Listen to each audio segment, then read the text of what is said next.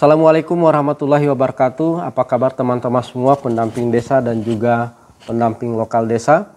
Pada video kali ini saya akan mencoba mengulas tentang Keputusan Menteri Ketenagakerjaan Republik Indonesia nomor 201 tahun 2021 yang sudah ditandatangani pada tanggal 30 Desember 2021.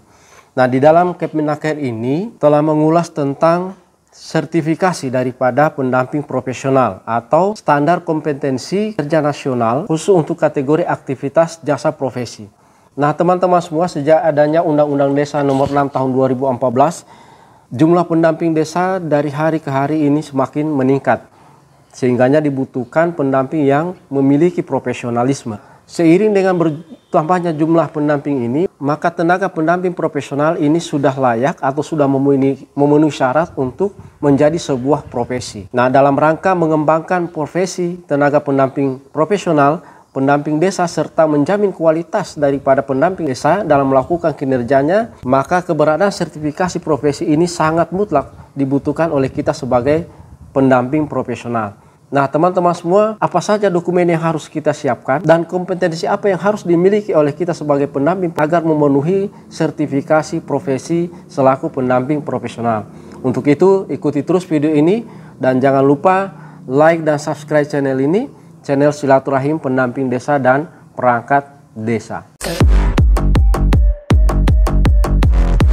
Baik teman-teman semua, di sini di dalam Keputusan Menteri Tenaga Kerja 201 tahun 2021 ada 3 hal penting yang termuat di dalamnya. Yang pertama adalah pemetaan standar kompetensi, kemudian daftar unit kompetensi, dan juga uraian daripada masing-masing unit kompetensi. Nah, teman-teman semua, berdasarkan pemetaan standar kompetensi, maka tujuan daripada pendamping desa ini sudah diuraikan, melakukan pendampingan masyarakat desa untuk mewujudkan desa menjadi mandiri sebagai suatu kesatuan tata kelola desa, kesatuan tata kelola lembaga kemasyarakatan desa, dan juga lembaga adat, serta kesatuan tata ekonomi dan lingkungan yang mengacu pada peraturan perundang-undangan. Ini tujuan yang harus dicapai di dalam rangka proses pendampingan masyarakat desa. Kemudian teman-teman semua, untuk mencapai tujuan tersebut maka ada 3 fungsi, ya, 3 fungsi kunci daripada pendamping desa. Yang pertama adalah melakukan pendampingan pemerintah desa dan BPD, kemudian melakukan pendampingan masyarakat desa, dan juga melakukan tata kelola tim kerja pendampingan. Kita bisa lihat di masing-masing 3 fungsi ini. Yang pertama, melakukan pendampingan pemerintah desa dan BPD, maka yang harus dibuktikan adalah pendamping desa apakah telah melakukan pendampingan pendataan desa. Kemudian yang kedua adalah apakah pendamping desa telah melakukan penyusunan perencanaan pembangunan desa, kemudian melakukan pendampingan pelaksanaan pembangunan desa, dan juga melakukan advokasi terkait dengan pembangunan desa. Nah, kita coba cek satu persatu fungsi dasar daripada melakukan pendampingan pendataan desa. Ini teman-teman kita bisa lihat, apakah kita telah melakukan fasilitasi pendataan desa. Kemudian yang kedua, apakah kita telah melakukan fasilitasi pemanfaatan data desa. Nah, ini yang harus dibuktikan. Nah, tentunya dalam proses pembuktian ada beberapa dokumen yang harus dipenuhi. Yang pertama, mungkin dalam bentuk dokumentasi atau foto-foto kegiatan dalam rangka melakukan fasilitasi. Kemudian yang berikut mungkin ada berita acara, daftar hadir, atau notulen di berbagai pertemuan dalam rangka melakukan fasilitasi. Nah, ini harus disiapkan oleh teman-teman semua. Kemudian yang berikut adalah terkait dengan pemanfaatan data desa. Nah, saya kira kalau kita selaku pendamping desa di dalam rangka proses perencanaan pembangunan desa, kita sering melakukan sosialisasi, fasilitasi agar supaya perencanaan desa ini berbasis SDGs desa, kemudian juga berbasis IDM. Nah, itu juga menjadi salah satu bukti bahwa kita telah melakukan proses fasilitasi tentang data desa. Kemudian yang berikut terkait dengan pendampingan penyusunan perencanaan desa.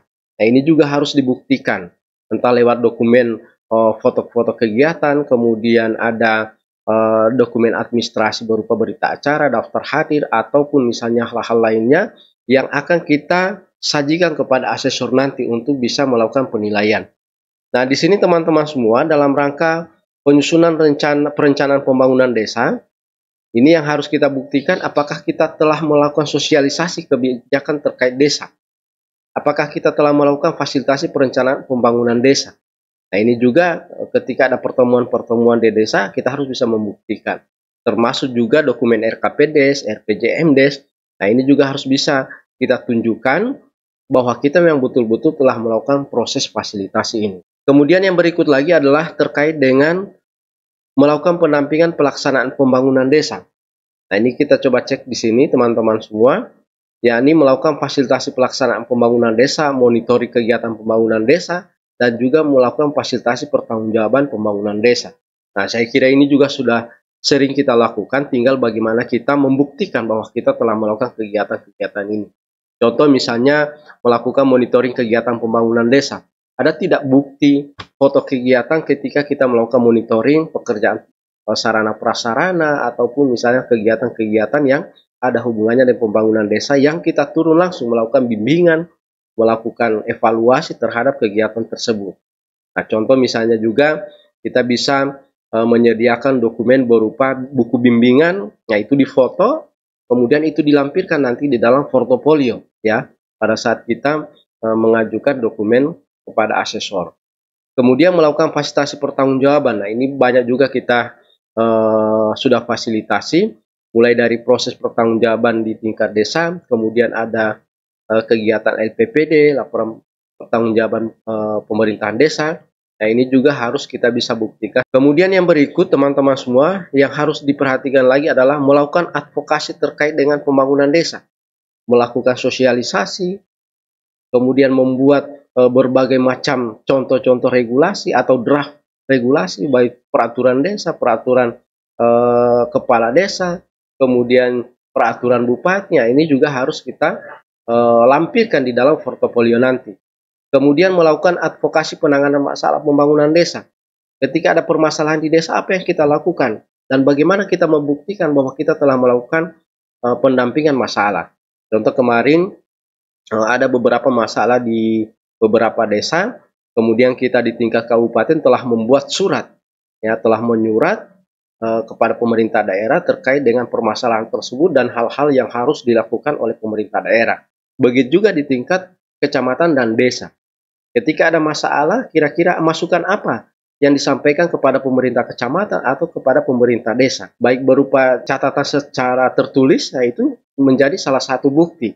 Termasuk juga ada pertemuan-pertemuan, ada rapat yang di dalamnya membahas penanganan masalah harus dibuktikan, baik melalui berita acara, daftar hari, notulen. Nah, itu harus kita siapkan memang dari sekarang. Kemudian fungsi berikut dari para pendamping desa adalah melakukan pendampingan masyarakat desa. Nah, ini coba kita lihat, ada 4 fungsi kunci ya dari para pendamping desa. Yang pertama adalah melakukan pendampingan badan usaha milik desa. Nah, saya kira ini juga sudah kita lakukan secara bersama-sama, tinggal bagaimana kita menyiapkan dokumennya. Kita bisa siapkan dokumen berupa berita acara pendirian BUMDes, kemudian ADART, salah satu bentuk dokumen yang harus dimiliki oleh pendamping desa. Kemudian yang berikut melakukan fasilitasi pengembangan usaha BUMDes. Contoh misalnya kita mengajak teman-teman pengurus BUMDes untuk melakukan studi banding pengembangan usaha. Nah, itu juga salah satu bentuk kegiatan yang bisa membuktikan bahwa kita telah melakukan fasilitasi kegiatan ini. Dan banyak lagi kegiatan-kegiatan BUMDes yang harus kita dokumentasikan teman-teman. Kemudian yang berikut melakukan pendampingan BUMDes bersama. Nah, ini juga harus ada dokumen-dokumen yang bisa membuktikan bahwa kita telah melakukan fasilitasi ini.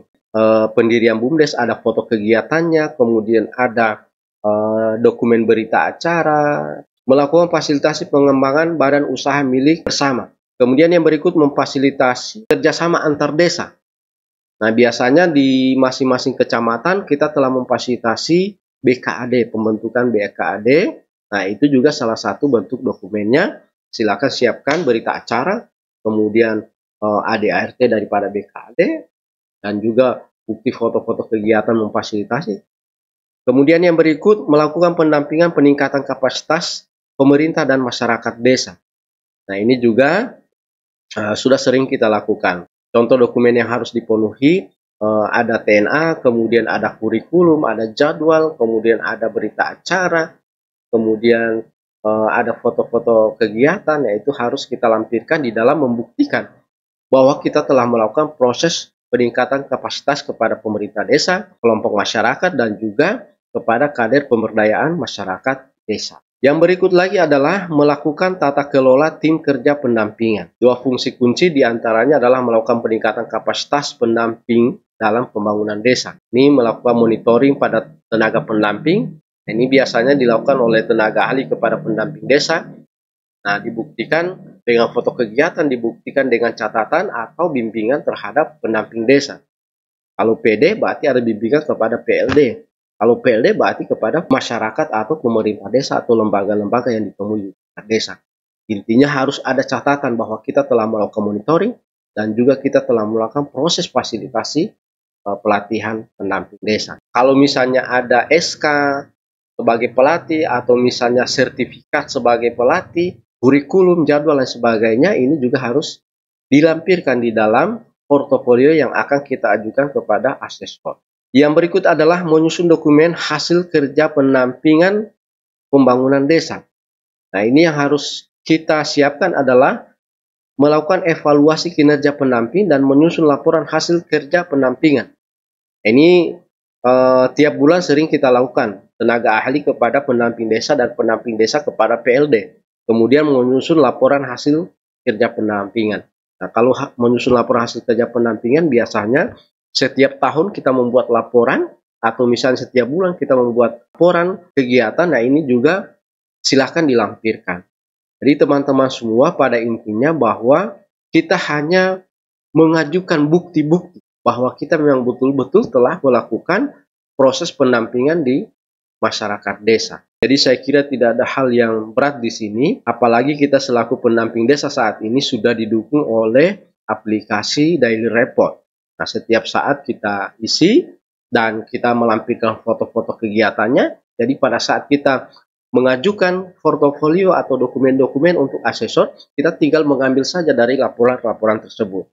Kecuali bagi teman-teman pendamping desa yang tidak membuat laporan, pasti akan kesulitan untuk memperoleh dokumen-dokumen yang dibutuhkan di dalam standar kompetensi sesuai dengan Kepmenaker 201 tahun 2021. Jadi teman-teman semua saya kira terkait dengan dokumen yang harus kita siapkan cukup mudah. Dan semoga video ini bermanfaat bagi kita semua. Dan mohon maaf jika seandainya ada hal-hal yang kurang berkenan atau yang keliru di dalam penjelasan ini, saya mohon maaf. Wallahu muwaffiq ila aqwamit thoriq. Assalamualaikum warahmatullahi wabarakatuh. Salam desa.